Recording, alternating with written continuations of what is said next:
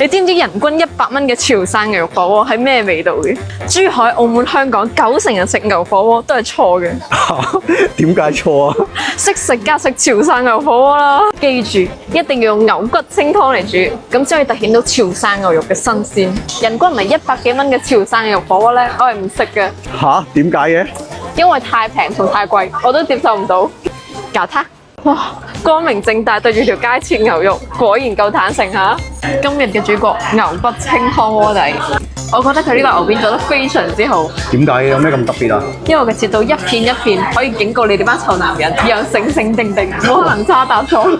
潮汕牛肉片咧，我最中意呢個吊窿。吊窿嚟講咧，時間唔好太長，10秒就夠啦。太長嘅話咧就冇咁正嘅。清湯牛骨咧先係潮汕牛肉嘅精髓。哇！你睇個吊窿係咪好正？先點潮汕最愛嘅沙茶醬，再點我自己嘅秘製醬汁，咁先係最正嘅做法。哇！咁啊執兩劑。第二個出場五花字，靚女幫你搞嘅，特別正。呢個好讚下咯。如果吊龍同埋五花字俾我揀咧，我更加中意五花字多啲。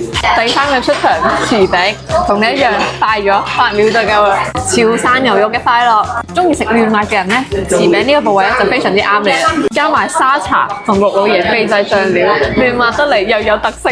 跟住嚟呢個咧就豉仁肉。嚇！豉仁同豉餅有咩分別啊？分別就大咯，匙餅咧就你8秒就熟啦，豉仁咧就要10秒，齋睇都有高潮。新鮮現做嘅潮汕牛肉丸係潮汕火鍋嘅靈魂，牛胸油可以煮2分鐘，越煮越脆，學嘢啦你！超級巨型嘅生蠔啊，啱晒你！生蠔嚟講太細粒，我唔食嘅。牛胸油嚟講咧，唔係個個都適合嘅，佢嘅口感咧係又脆又有咬口。哇！超級無敵大餡，大家食呢個咧要小心，唔好俾佢啲水辣親。今晚要重頭戲，牛鞭點一點我嘅秘製醬汁先。出奇嘅好食喎，好軟腍腍喎，好似啲膠質咁樣，完全估唔到牛鞭係咁正。點啊？今日食咗咁多牛嘅唔同部位，你最中意係邊幾樣嘢咧？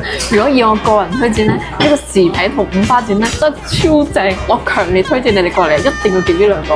如果你哋接受到牛鞭嘅話咧，我都極力推薦你哋點一份，因為佢嘅口感咧就好似炆得好腍嘅牛筋一樣，又腍又有骨膠原，真係好鬼正。呢度嘅位置非常方便，就喺拱北關口龍珠大後面。如果你中意食潮汕牛火鍋咧，可以過嚟呢度試一下。